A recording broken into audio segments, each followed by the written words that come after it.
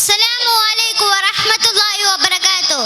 അൽഹംദുലില്ലാഹ് വസ്സലാത്തു വസ്സലാമു അലാ അഷ്റഫിൽ മുർസലീൻ വഅലാ ആലിഹി വസഹ്ബിഹി അജ്മഈൻ. അമ്മാ ബഅദ്.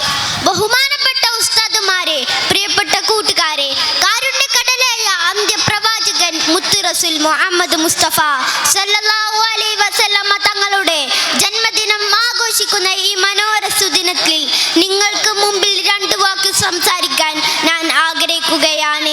നാഥൻ തൗഫീഖ് നൽകുമാറാകട്ടെ. ആമീൻ. പ്രിയമുള്ളവരെ, ലോകം മുഴുവൻ അധർമ്മത്തിന്റെ ഇരുട്ടിൽ മൂടപ്പെട്ട നന്മയെയും തിന്മയെയും തിരിച്ചറിയാൻ ആവാത്ത വിധം അധപ്പതിച്ച ഒരു സമൂഹത്തിലേക്കായിരുന്നു നന്മയുടെ വെളിച്ചം പകരാനായി നബി മുഹമ്മദ് മുസ്തഫ സല്ലല്ലാഹു അലൈഹി വസല്ലമ തങ്ങൾ കടന്നു വന്നത്. തൗഹീദിന്റെ അമര ശബ്ദം പാരിലാകെ മുഴക്കിയതിന് സ്വന്തം നാടും വീട് വിട്ടു പോകേണ്ടി വന്നു ആ പ്രവാചകന്. എന്നിട്ട് തന്റെ നാട്ടുകാർ ദുരിതത്തിലാണെന്ന് അറിഞ്ഞപ്പോൾ 5000 സ്വർണ്ണ നാണയങ്ങൾ തന്റെ നാടിന്റെ ദുരിതാശ്വാസ പ്രവർത്തനത്തിലേക്ക് അയച്ചു കൊടുത്ത പ്രവാചകന് ലോകം കണ്ട ഏറ്റവും വലിയ കരുണ കടലാണ്. നന്മയും തിന്മയും വേർതിരിച്ച് കണ്ടുപിടിക്കാൻ പ്രയാസമുള്ള ഈ ലോകത്ത് ആ പുണ്യ പ്രവാചകന്റെ വചനങ്ങളും കർമ്മങ്ങളും മുറുകെ പിടിക്കുക എന്നത് മാത്രമാണ് നമുക്ക് മുമ്പിലെ വഴി.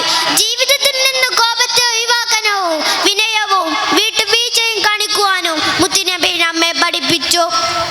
മാതാപിതാക്കളോടുള്ള കടമകൾ ഇത്രമേൽ ഊന്നിപ്പറഞ്ഞ മറ്റൊരു നേതാവിനെ നമുക്ക് ലോക ചരിത്രത്തിൽ കാണാൻ സാധിക്കുകയില്ല.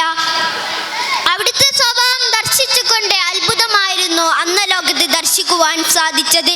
ഇത്രയും പറഞ്ഞുകൊണ്ട് എൻ്റെ ഈ കൊച്ചു പ്രസംഗം ഞാൻ ഇവിടെ വെച്ച് അവസാനിക്കുന്നു.